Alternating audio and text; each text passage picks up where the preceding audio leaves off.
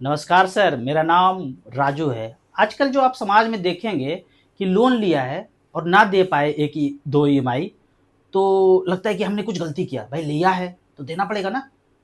और ना दे पाए, कुछ ऐसा हो गया तो बैंक ताला लगा देता है, कुर्की कर देता है, पुलिस भी आ जाते हैं, वकील भी, जज भी, सब एक तरफा डिसीजन हो जाता है कि भाई होगा, आपने तो लिया था तो देना पड़ेगा। तो पहले एक वीडियो क्लिप देखते हैं, उसके बाद देखते हैं कि जो आप सोच रहे हैं कि गिल्ट फील कर रहे हैं कि मुझे तो देना पड़ेगा, लिया था, लेकिन एक सच्चाई जानेंगे तो पता चलेगा कि अगर आपने एक किस्त भी दिया है, 1 करोड़ का लोन लिया, 1 लाख दिया, तो आपको लेना लेना बनता है, देना कुछ नहीं बनता है। तो पहले एक वीडियो क्लिप देखते हैं।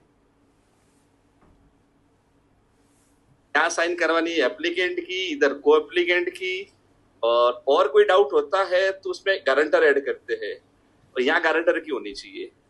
इसके अलावा ना तो बैंक के मैनेजर को पता होता है, ना एरिया मैनेजर को पता होता है, ना सेल्स मैनेजर या एग्जीक्यूटिव लेवल का बंदा, यानी ए से लेकर के ईएफ लेवल 5-6 बंदे जो अपने को मिलते हैं, कोई प्रॉपर्टी विजिट पे आता है, कोई बिजनेस विजिट पे, उनको सिर्फ टारगेट के अलावा और कुछ नहीं बताया जाता है।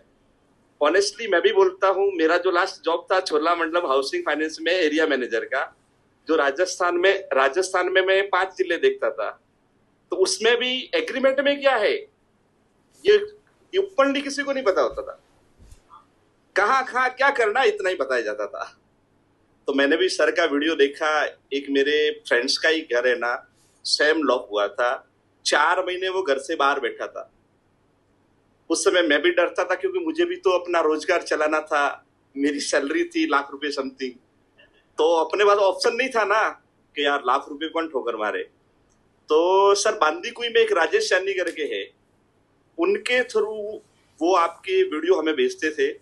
तो उनके थ्रू पता चला कि अगर बैंक आपकी प्रॉपर्टी को लॉक कर नहीं सकता और कर सकता है तो आप क्या कर सकते हो। तो उस बंदे ने सबसे पहले तो बिना जानकारी में किसी वकील को हायर किया था। उस वकील ने उसका केस लड़ा, तो शायद सुनने में आया कि बैंक वालों ने उस वकील को ही खरीद लिया था। उसने 60-70 हजार का खर्चा किया। फिर वकील है उस कोर्ट से ये लिख के आया कि भाई आप है ना 60% payment, for example 10 lakh pending थे, तो 60% पेमेंट अभी कर लो, बाकी में आपको छूट मिल जाएगी। तो उस बंदे ने कहा अगर मेरे पास 6 लाख भरने में होते तो मैं आपके पास क्यों आता। बैंक ने यही बोला था कि 3 किस्तें भर लो। तो उस बंदे ने बोला ये तो नहीं हो सकता, पॉसिबल नहीं है। तो उसने पैसे नहीं भरे, बैंक ने उसकी प्रॉपर्टी को कुर्क कर दिया, बोला पैसे भरो तो आपको अंदर आने देंगे। 4 महीने वो रेंट पे रहा। फिर सर का वीडियो देखा, वही फर्जी करेंसी वाला, एक उसने आवेदन लगाया। आवेदन लगाने के बाद में उस बंदे ने अपने हाथों से वो लॉक तोड़ा। बोला मैंने जो आपको आवेदन में शर्तें रखी है, उन शर्तों का आप जवाब दे दो, मैं पैसे भरने के लिए एग्री हूँ। हाँ, 4 महीने वो रेंट पे रहा, उसके पास इंफॉर्मेशन नहीं था ना। अब यहाँ पे समझते हैं कि क्यों ताला तोड़ दिया। ये में जज, वकील, आईएएस, आईपीएस, तहसीलदार, जो भी उनके साथ घर को ताला लगाने, कुर्की करने, घर से बाहर निकालने आते हैं। अब इस कहानी ये कहानी बहुत जटिल है, समझ नहीं पाएंगे। 1600 शताब्दी से लेकर आज तक 500 साल से राज कर रहा है कोई, और एक देश पे नहीं राज कर रहा है। वो ईस्ट इंडिया कंपनी जहां 200 देश पे राज करता था, वो जिसका सूरज कभी नहीं डूबता था, पूरी मानव जाति को कैसे मूर्ख बनाया है समझते हैं। एक अमरीशपुरी का गांव है, जिसको आप आरबीआई बोल सकते हैं, कि गांव में चावल दाल इनके यहां से लेते हैं, साहूकार है ये, और गांव बदले में जो है ये रोकड़ा पैसा, डिजिटल पेटीएम, ये सब कुछ नहीं चलता था। आम दूर दराज जंगल से तोड़ के लाता था, 1 किलो आम देता था, 1 किलो चावल मिलता था।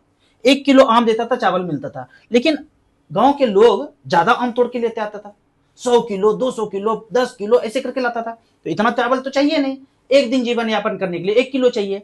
तो अमरीशपुरी क्या करता था, 1 किलो आम दिया तो इधर से उनको चावल नहीं चाहिए था, तो उसमें पर्ची भी लिखता था 1 पैकेट चावल अदा करने का वचन देता हूं। अमरीशपुरी साइन कर देता, 1 पैकेट चावल अदा करने का वचन देता हूं। और सारा आम वो क्या करता था, बाहर एक्सपोर्ट करता था, एक्सपोर्ट करके वो गोल्ड लेता था। तो गोल्ड का भरमार हो गया था अमरीशपुरी के पास, भरमार। दुनिया में कहीं जितना गोल्ड नहीं था उतना अमरीशपुरी के पास था। तो इस तरह से करके चलता गया चलता गया चलता गया। लेकिन बाद में जो है ना, अमरीश पुरी का बेटा पढ़ा लिखा आया, उसने बोला अंदर अंदर एक्ट को चेंज कर दिया कि बोला अब से 1 किलोग्राम इक्वल टू 700 ग्राम। मतलब अब जो कोई पर्ची लौटाएंगे, बाबा दादा ने आम जमा किया था, पर्ची जब भी लौटाते तो चावल मिल जाता, 1 किलो मिलता। पर्ची था उनके पास, 10 पर्ची था, मैं धारक को 1 पैकेट चावल अदा करने का वचन देता हूं। 1 पैकेट मतलब अमरीश पुरी बोला था 1 किलोग्राम दूंगा, बेईमानी नहीं करूंगा। एक्ट बना दिया 1934 का एक्ट, धारा 26 में लिख दिया कि 1 किलो आम के बदले में 1 किलो चावल ही दूंगा, लेकिन लिखूंगा कागज पे 1 पैकेट चावल अदा करने का वचन देता हूं।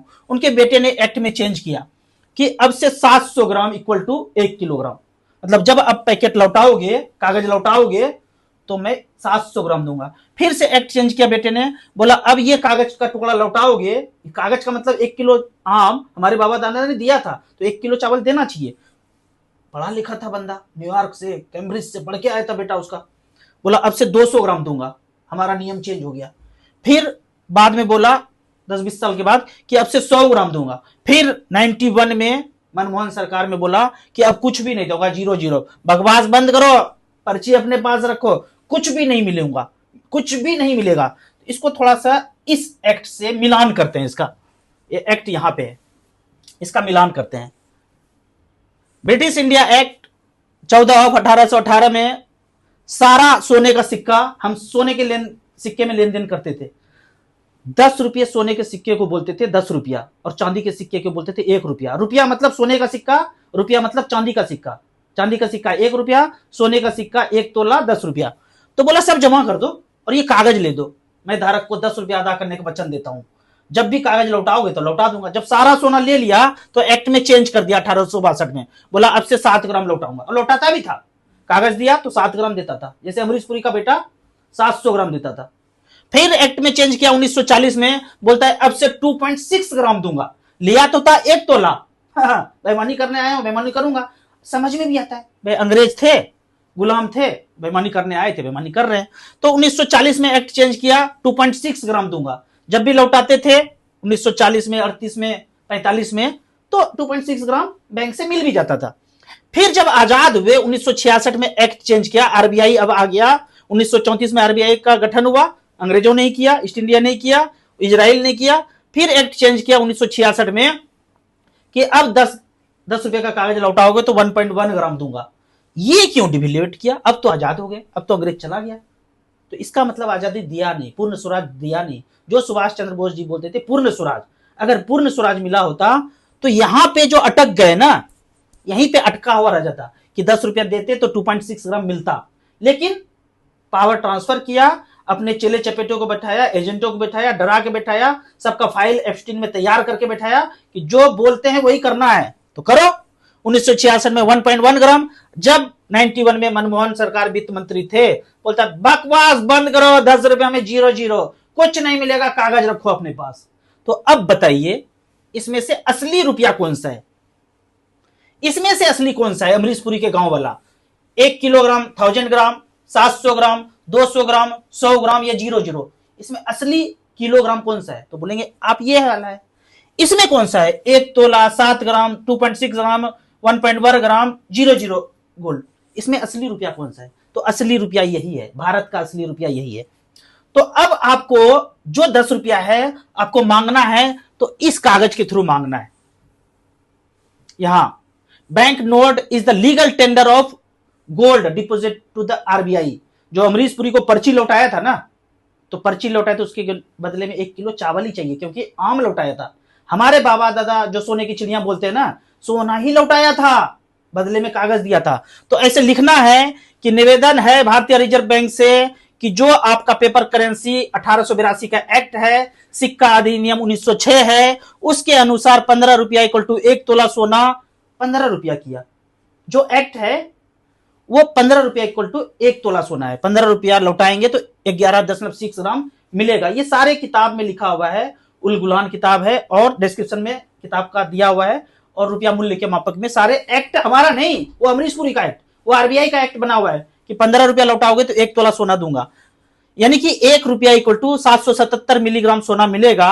तो आरबीआई का अधिनियम 1934 धारा 26 के अनुसार बैंक नोट मूल्य के भुगतान हेतु जारीकर्ता को जब भी मांगेंगे तो आपको दिया जाना है। तो 1 रुपया इक्वल टू 777 ग्राम, 10 रुपया इक्वल टू 7.7 ग्राम सोना चाहिए, 20 रुपया में 15.5 ग्राम सोना चाहिए, 50 रुपया का पर्ची लौटाऊंगा।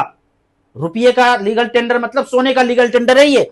तो 38 ग्राम सोना, 100 रुपया का कागज लौटाऊंगा तो 77 ग्राम सोना, और 500 रुपया लौटाऊंगा तो 388 ग्राम सोना चाहिए। यहां साइन कीजिए बैंक में इस कागज के साथ, अपना नत्थी लगाइए, 100 रुपया, 200 रुपया, 500 रुपया का नोट साइन कीजिए, बैंक को दीजिए। दो, बेईमानी नहीं कर सकते। अब वो जो 1 करोड़ लोन लिया था बंदे ने, आपको 500 रुपया का नोट लगाना है और बैंक से लेना है 338 ग्राम सोना, और उस सोने को मार्केट में बेच दीजिए और बैंक का चुकता कर दीजिए। तो जहां जहां ताला लग रहा है, जहां जहां कुर्की जब्ती हो रहा है, तोड़ो और ये कागज लगाओ। और नहीं देता है तो कोर्ट में केस करो, कोर्ट जाओ, बैंक को बुलाओ, घसीटो, जज, वकील, जो खोपड़ी वाले लोग हैं उनसे पूछो कि असली कौन सा है, इसमें असली कौन सा है, असली रुपया कौन सा है। और जब आजाद हो गए तो डिविलवेट क्यों किया? झंडा ऊंचा रहे हमारा, 15 अगस्त जिंदाबाद, 26 जनवरी जिंदाबाद, और वो जो लाइन में लगा करके बचपन से जलेबी खाते हैं, मिठाई खाते हैं, वो माइंड सिंक्रोनाइज कर दिया कि आजाद आजाद आजाद। अरे जब आजाद है तो डिविलवेशन क्यों? क्यों डिविलवेट कर रहा है? असली रुपया कौन सा है, इसमें असली मानक कौन सा है, किलोग्राम का असली मानक कौन सा है? तो आप जब इसको समझेंगे, गहराई में जाएंगे, मांगना शुरू करेंगे, तो ताला कोई लगा नहीं सकता है, और लगा हुआ है तो ताला तोड़ना है। वीडियो को ज्यादा से ज्यादा लोगों को शेयर कीजिए, सरकारी लोगों को शेयर कीजिए, बैंक मैनेजर को शेयर कीजिए, जज, वकील, जो खोपड़ी वाले लोग हैं, आईएएस, आईपीएस, क्योंकि देखिए सब लोग लोन लिए हुए हैं। क्या आईएएस, क्या आईपीएस, क्या जज, क्या वकील। हम गरीब हैं तो 50 लाख 60 लाख का लिए हैं, कोई अमीर है तो 5 करोड़ का लोन लिया है। तो उस हिसाब से आपको नोट कागज लगाना है और लीगल टेंडर मांगना है। वो सारे सोना जो है ना, इंग्लैंड, इजराइल चला गया है, वो जो फादरलैंड बोलते हैं ना, उसको चला गया है। तो वहां से धीरे धीरे करके लेना है, और कोई भी ताला नहीं लगेगा, क्योंकि आज नहीं रुके तो आने वाले दिनों में रेलवे बिकने वाला है। आरबीआई यूं ही पैसा छाप करके एबीसीडी कंपनी को दे देता है, और वो एबीसीडी कंपनी फादरलैंड इजराइल का है। जितना भी देख रहे हैं, रिलायंस, अदानी, टाटा, बिरला, वो सब इजराइल फादरलैंड का कंपनी है। देखने के लिए, समझाने के लिए कि भाई भारत रत्न है, इसका कंपनी है, वो बरगला रहा है आपको, मालिक वही है, अंदर बैठा हुआ है। तो आने वाले दिनों में 10 लाख करोड़ आरबीआई से दे देगा, बोलेगा रेलवे खरीद लो। आने वाले, अभी पीछे आप देख रहे हैं, हाईवे खरीद लिया, गंगा तट खरीद लिया, रिवर फ्रंट खरीद लिया, स्कूल खरीदता जा रहा है, हॉस्पिटल खरीदा जा रहा है, सरकारी चीज सब बंद करके पैसा छाप छाप के किसी भी कंपनी को दिया जा रहा है, और ऐसे करके एक्वायर किया जा रहा है। तो धीरे धीरे जागिए और ये कागज लगाइए अपने नियरेस्ट ब्रांच में। 10 रुपया, 20 रुपया, 30 रुपया, 50 रुपया और 100 रुपया अगर लगाते हैं तो आपको 77 ग्राम सोना मिलेगा, मतलब लगभग 8 सिक्का मिलेगा 10-10 ग्राम का। तो 8 सिक्का बेचेंगे, 15 15 15 75 25 15 8 15 20 से, मतलब 12 लाख रुपया लगभग मिलेगा अगर मार्केट में बेचेंगे। तो आपका 100 रुपया 12 लाख रुपया के बराबर है।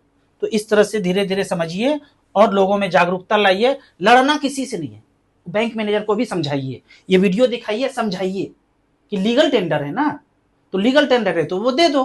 अमरीश पुरी वाला कहानी सुनाइए, लोगों में चर्चा कीजिए, वीडियो को ज्यादा से ज्यादा लोगों को शेयर कीजिए।